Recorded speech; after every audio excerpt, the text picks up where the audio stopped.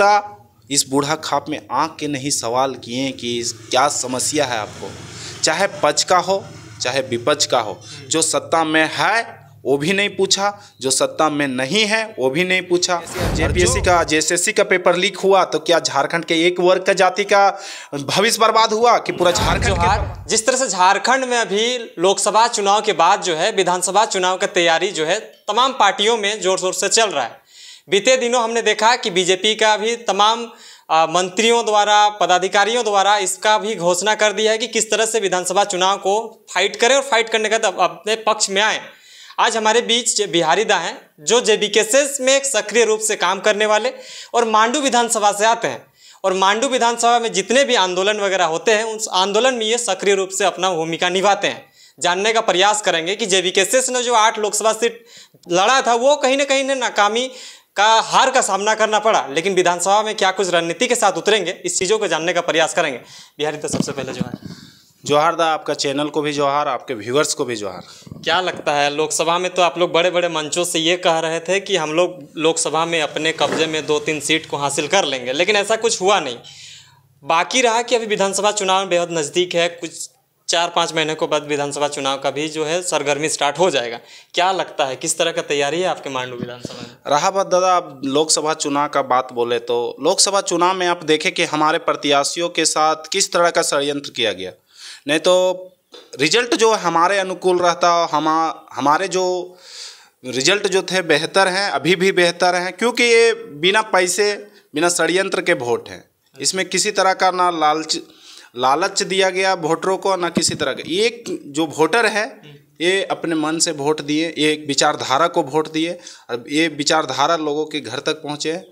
और रहा विधानसभा का तैयारी, तो विधानसभा का तैयारी आप देख सकते हैं कि हर जगह पे चल रहा है, और दादा का कहना है कि 50 से 60 सीटों के बीच में हम चुनाव लड़ेंगे और ज़ोरदार तरीके से लड़ेंगे। तो आप देख सकते हैं कि हमारा 8 लोकसभा सीट में हम लोग चुनाव लड़ें तो 9 विधानसभा ऐसे हैं जहां हमारा 50,000 से भी प्लस वोट है, जहां पे हम लोग मजबूत स्थिति में हैं, और आने वाले दिनों में और भी हम लोग मजबूत बनाएंगे। जनसंपर्क चल रहा है, लोगों के घर घर तक हम लोग जाके दौरा कर रहे हैं, लोगों को जागरूक कर रहे हैं, टाइगर के विचारों को पहुंचाने का काम कर रहे हैं। क्या लगता है कि जिस तरह से लोकसभा के टाइम जो है आप लोग को एक तरह से लोगों के द्वारा फंडिंग करके आपको चुनाव लड़ाया गया, लगता है कि विधानसभा में टाइम ये जो फार्मूला आप लोग का काम आएगा? क्योंकि जेबीकेसेस कहता था कि वोट भी लेंगे नोट भी लेंगे, लेकिन ये चीज़ें क्या आगे ये फार्मूला आप लोगों का काम आने वाला है कि अपने स्तर से चुनाव लड़िएगा? जरूर दादा, ये तो बरकरार रहेगा। अभी भी आप जाइए गाँवों में पूछिए तो बोलते हैं कि आज भी हम लोग वोट देंगे और नोट देंगे, क्योंकि ये उनके बच्चों का सवाल है, भविष्य का सवाल है। यदि हम 1000-2000 वोट लेके देते हैं तो हमारा बच्चा का कहीं ना कहीं भविष्य खराब होगा। इसलिए आज ये जो लहर चला है, टाइगर का जो लहर चला है, टाइगर के विचारों का जो लहर चला है, वोट भी देंगे और 100 रुपये के एक नोट भी देंगे और चुनाव हमारे प्रत्याशी जीतेंगे भी। क्या लगता है कि आपके अगर मांडू विधानसभा की बात करें तो तमाम नेता मंत्री आएंगे, जो भी होंगे, बीजेपी से होंगे, कांग्रेस से होंगे, तमाम और भी दलों से आएंगे। जेबीकेसेस क्या अलग मुद्दा लेकर काम करने वाला है? क्योंकि यहाँ का विधायक कोई भी हो सकता है, अभी हम इसका खुलासा तो नहीं करेंगे जब तक सेंट्रल कमेटी से जब बातें निकल कर नहीं आएगी, हम इस चीज़ों को नहीं रख सकते। लेकिन जो भी आएंगे, क्या ऐसा मुद्दा रह रहा है जो अलग पार्टियों, दूसरे पार्टियों से अब अलग करने का कोशिश करें? लोकसभा चुनाव तो देखें कि औरों पार्टी का जो था, एक पार्टी का नारा था संविधान को बचाना है, एक पार्टी का नारा था 400 पार। कहीं भी अब दोनों पार्टियों को सुनिए, एनडीए इंडिया को, वो कहीं नहीं बोले रोजगार का बात, ना शिक्षा का बात बोले, ना सड़क का बात बोले, ना बिजली का बात बोले। आज भी आप देखिए कि गाँव में 18 घंटा से 20 घंटा बिजली नहीं रहती, इसका मुद्दा कोई उठाने वाला नहीं था। उससे अलग मुद्दा है जेबीकेसेस का, और उससे अलग हम लोग चलेंगे। देखिए कि आज भी हम लोग नियोजन नीति की बात करते हैं, आज भी हम लोग खतियान का बात करते हैं, आज भी हम लोग 60-40 का विरोध करते हैं। आज पेपर लीक हुआ, अब देखे होंगे एक पेपर लीक जो हुआ, आज सबसे ज़्यादा यदि बढ़ चढ़ के हिस्सा ले रहा है तो जेबीकेसेस के साथ ही। आप अन्य दलों के लोगों को, नेताओं को देखे होंगे कि एक भी बात उसमें स्टेटमेंट तक नहीं दिए। कहीं ना कहीं लगता है कि हम लोग सुने थे, एक मूवी में सुने थे कि यदि पक्ष कंपनी है तो विपक्ष उसका ठेकेदार है, यदि पक्ष कंपनी है तो विपक्ष उसका ठेकेदार है। तो दोनों मिली भगत करके इस झारखंड को भी लूटने काम कर रहे हैं। अब तो देश का बात आ गया है, देश में भी लूटने का काम हो रहा है। नीट जैसा एग्जाम में पेपर लीक हो जा रहा है। आप भी आप भी एग्ज़ाम लिखे होंगे। जब बोर्ड एग्ज़ाम में एक चीट नहीं बच्चा निकाल सकता है तो नीट जैसा एग्ज़ाम में पेपर लीक होना ये दुर्भाग्य का बात है। 26 लाख बच्चों के भविष्य के साथ खेला गया है इस देश में। तो क्या लगता है कि आप लोग जिस तरह से बोल रहे थे कि नियोजन नीति के टाइम हम लोग आंदोलन किए, पेपर लीक के खिलाफ हमने आंदोलन किए, जेएसएससी जेपीएससी के खिलाफ हमने आंदोलन किया, तो क्या आप लोग का आंदोलन जो है चुनाव में आने के लिए ये एक तरह से रास्ता साफ कर रहे थे कि जितना भी नेता मंत्री है उन लोग का गलत नीतियों को हम लोग विरोध करें और हम लोग जो चुनाव में एक फेयर पॉलिटिक्स करने की जो बात कह रहे हैं, क्या इसके लिए एक रास्ता साफ करने के लिए आप लोग इस चीज़ों को कर रहे थे कि वाकई में आप लोग को झारखंड की दशा और दिशा को बदलने के लिए आए हैं? क्या लगता है दादा? आप देखें कि जो फेयर पॉलिटिक्स का बात है तो जाहिर सा बात है 8 लाख से ज़्यादा वोट हमारे जेबी केसेस को मिला। ये फेयर पॉलिटिक्स का ही नतीजा है कि इससे ना 1 रुपया दिया गया वोटरों का, ना मांस मुर्गा का लालच दिया गया, किसी तरह का लालच नहीं दिया गया। और इस पार्टी को 8 लाख से भी ज़्यादा वोट पड़े, ये ना 1 रुपया, ये लोग पैसे भी दिए और वोट भी दिए। क्या लगता है कि मांडू में ऐसा क्या समस्या है? 2-3 समस्या को गिना दीजिए हमारे बीच। मांडू में सबसे ज़्यादा समस्या है विस्थापन का, क्योंकि हमारे मांडू विधानसभा क्षेत्र में बहुत सारा फैक्ट्रियां हैं। यदि फैक्ट्री के लिए यदि 60 एकड़ का ज़रूरत है तो वहाँ 200 एकड़ ज़मीन को एक्वायर कर लिया गया है। और विस्थापन जैसे हमारे यहाँ सीसीएल चलता है तो सीसीएल भी मनमाने तरीके से ज़मीन को लूटा गया। जैसे कल का ही धरना था, कुज्जू जो महाप्रबंधक कार्यालय है वहाँ पे हम लोग 1 दिवसीय धरना दिए, तो वहाँ भी ज़मीन का ही मुद्दा था। 1997 में उस ज़मीन को जबरन लूटा जाता है और ग्रामीण उसको केस करते हैं, सुप्रीम कोर्ट में केस चलते रहती है।